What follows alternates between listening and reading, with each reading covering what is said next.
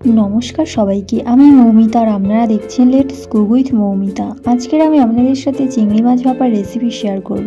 আর এই চিংড়ি মাছ ভাপা বানানোর জন্য কিন্তু বেশি মশলার প্রয়োজন হয় না, মাত্র কয়েকটা উপকরণের ব্যবহারেই কিন্তু দারুণ স্বাদের চিংড়ি মাছ ভাপা বানিয়ে নেওয়া যায়। তো চলুন এই রেসিপিটা দেখে নেওয়া যাক। প্রথমে আমি এখানে চিংড়ি মাছগুলোকে ধুয়ে পরিষ্কার করে নিয়েছি। এরপর এর মধ্যে দিয়ে দেব সর্ষের তেল, আর দিয়ে দেব স্বাদ মতো লবণ আর কিছুটা হলুদ গুঁড়ো। প্রথমে তেল, নুন আর হলুদ গুঁড়ো দিয়ে ভালো করে চিংড়ি মাছটাকে ম্যারিনেট করে নেব। চিংড়ি মাছটাকে আমার মিশিয়ে নেওয়া হয়ে গিয়েছে। এরপর এটাকে সাইডে রেখে দেব, ততক্ষণ একটা সর্ষের পেস্ট বানিয়ে নেব। এরপর একটা বাটিতে নিয়ে নেব 1 চামচের মতো সাদা সর্ষে, আর নিয়ে নেব 1/2 চামচ কালো সর্ষে। দিয়ে দেব একটা কাঁচা লঙ্কা আর এক টুকরো আদা। এরপর এটাকে একটা মিহি পেস্ট বানিয়ে নিতে হবে। তো দেখুন পেস্টটা আমার রেডি হয়ে গিয়েছে। এরপর এর মধ্যে দিয়ে দেব 1 চামচ নারকেল কোড়া, 2 চামচের মতো টক দই, আর আপনারা নারকেল কোড়ার বদলে নারকেলের দুধও ব্যবহার করতে পারেন।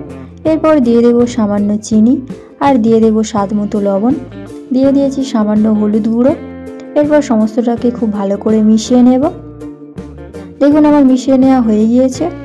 এরপর নিয়ে নেব একটা টিফিন বক্স, আর এই টিফিন বক্সের মধ্যেই আমি চিংড়ি মাছগুলো ভাপা করব। এরপর এই টিফিন বক্সের মধ্যে একে একে ম্যারিনেট করা চিংড়িগুলো দিয়ে দেব। এরপর যে সর্ষে দইয়ের পেস্টটা বানিয়ে রেখেছিলাম সেই পেস্টটাও এই চিংড়ি মাছগুলোর মধ্যে দিয়ে দেব, আর সমস্তটাকে খুব ভালো করে মিশিয়ে নেব চিংড়ি মাছের সাথে সর্ষের পেস্টটা। চিংড়ি মাছটার সাথে ভালো করে পেস্টটা মাখিয়ে নিয়ে যে পাত্রে আমি সর্ষেটা পেস্ট করে রেখেছিলাম সেই বাটি ধোয়া জল সামান্য দিয়ে দেব। সমস্তটাকে খুব ভালো করে মিশিয়ে নিয়ে এটাকে আমি 30 মিনিটের জন্য রেস্টে রেখে দেবো। আপনাদের কাছে সময় বেশি থাকলে আরও বেশিক্ষণের জন্য রাখতে পারেন, তবে মিনিমাম 30 মিনিট রেস্টে রাখলে ভালো হয়।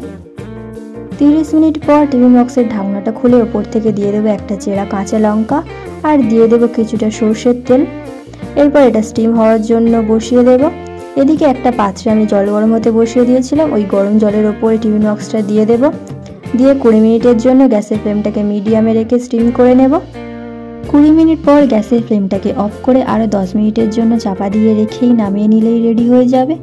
দেখুন চিংড়ি মাছ ভাপাটা পুরোপুরি এবার রেডি হয়ে গিয়েছে। তো এই রেসিপিটা আপনাদের কেমন লাগলো অবশ্যই জানাবেন, আর ভালো লাগলে সাবস্ক্রাইব করতে ভুলবেন না।